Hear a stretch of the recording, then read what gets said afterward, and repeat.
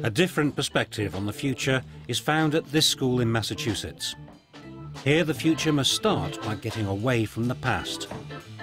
The Sudbury Valley School has swept away everything that's connected with the beginning of mass education: classrooms, timetables and teachers. Other traditional schools are based on the idea that in order for a person to learn, you have to feed him information that you've pre-digested and pre-chosen. And that has nothing to do with the 21st century, where people are really in control of their own destiny. You're saying that model was created for what, the Industrial Revolution? Well, when the Industrial Revolution started, there were no schools, mass education. That was something that was developed when people realized that machines back in the early industrial age did not have the kind of feedback that machines have today. You had to have somebody man them. They could do just a certain amount of the work, and the rest had to be done by people. That meant you had to get people who were parts of the machine.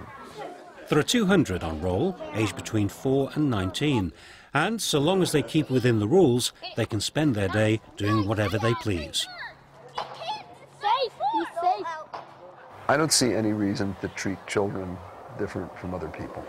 My experience is that they're human beings just like everybody else, and to view a child, certainly after they become articulate and they can make some judgment, which is usually about 4 or 5, to view a child as any less competent to make decisions for themselves than adults, it's ridiculous. What are you going to do today? The school is open between 8:30 and 5:30, but children can arrive at a time that suits them, so long as they stay for 5 hours. The freedom and the being able to do what you want, that's all very nice, but what I think is probably what's helped me the most is simply I've actually met people and befriended people here who actually treated me well. You know, in my old schools, for whatever reason, the majority of my friends weren't really friends. Shows your uniform. Oh, yes. It also has increased my confidence. Hi. Do you know there are some people who might be a bit shocked that you're spending the school day playing cards? Bridge is a good intellectual exercise. There's like, and there's some math involved and there's a lot of logic. So it's not just a game. It's useful in like learning and stuff too. I'm making the 5th scarf of this week. Why? Because I can, and I just learned how. I like Shakespeare. It's just really cool. You're happy doing this by yourself rather than getting in a teacher? Yeah. It's not that hard. I'm listening to it on YouTube, and I'm also reading it at the same time. Gives you sort of an idea of how you should say it.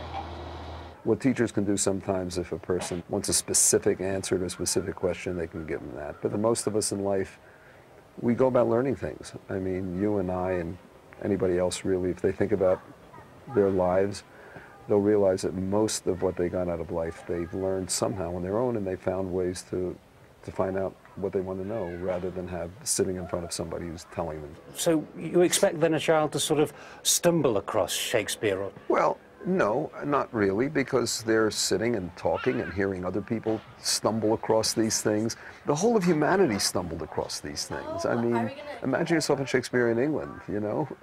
He wasn't even that much more famous than the other people.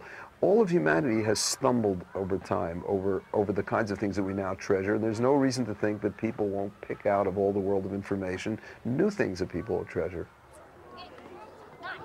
There are 11 members of staff employed by the school who keep an eye on the children and their activities. Well, I spend a lot of time walking around and just seeing what's going on, so that if people need anything, they can find somebody and get the help that they're looking for. Do they ever ask you any questions? Oh, sure. Sometimes they're more theoretical questions like, why are the leaves turning orange? And sometimes it might be a question about what to do about contesting a traffic ticket, or pretty much anything. Another member of staff is a former pupil who went on to find success in 2 separate careers, one as a chef and the other as a rock star.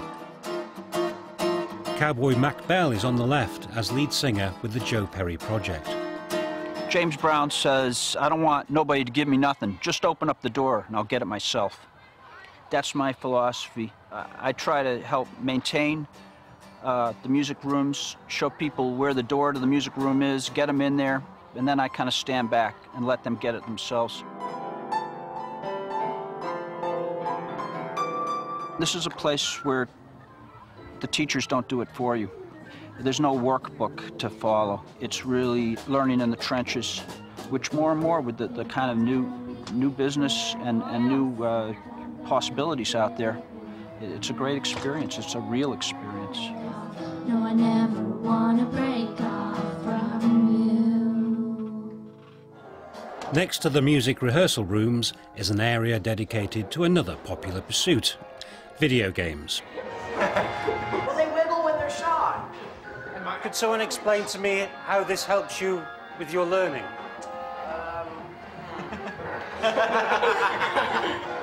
I think it helped a little with my reading abilities, because when I first came here, I wasn't very good at reading because I really didn't find anything that was very interesting.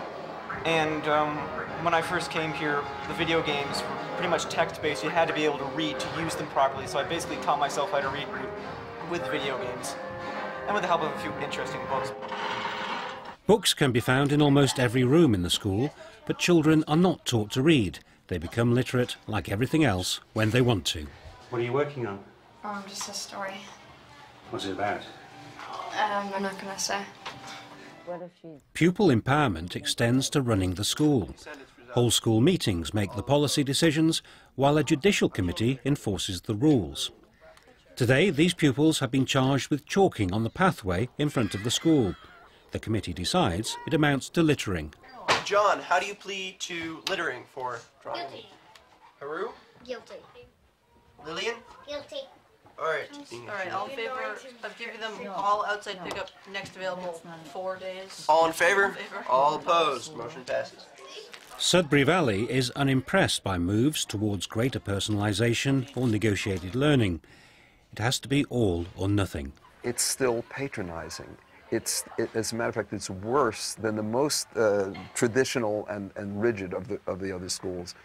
Traditional schools that are rigid, at least 90% of the people who go there hate them and they know the enemy. A school that is allowing you to have a little bit of freedom, seduces you into thinking that the little bit of freedom where you're really being manipulated is the real thing. And that opens you to being manipulated all your life. The Sudbury Valley model has been adopted at more than 30 other schools, mostly in North America, but also on a smaller scale in Denmark, Holland, Belgium and Germany. Nowhere is it considered the soft option. It's the hardest school to be in, and you ask the kids and they'll tell you it's the hardest school to be in. Why? Because if you're told what to do all day, it's like taking care of you all day, right? You don't have to make decisions. Here, a kid has to make decisions. The kids aren't happy here all day. The kids are thriving all day and they're active all day, but they go through all the ups and downs of mistakes, of learning from mistakes, of falling on their faces, picking themselves up again. It's a very, very hard existence, and they have to prioritize their time, and they have to sit and say, well, what is that I really want to do? They have to really find out who they are. If current trends continue, learners will be taking much greater responsibility for their education. If predictions are correct, technology will emerge to support autonomy in learning, at home, in school or in the community. My name is Ken and I'm here to talk to you about Personalisation and technology, two drivers for change which are coming together and creating the potential to revolutionise education for the next generation. It's really a question of where the personalisation line will be drawn. But more importantly, perhaps, who draws the line? Politicians, parents, educators, or children themselves? You can look further into the future of learning and teaching and also find a specially prepared set of tomorrow's teacher lesson plans and resources by going to teachers.tv/tomorrow.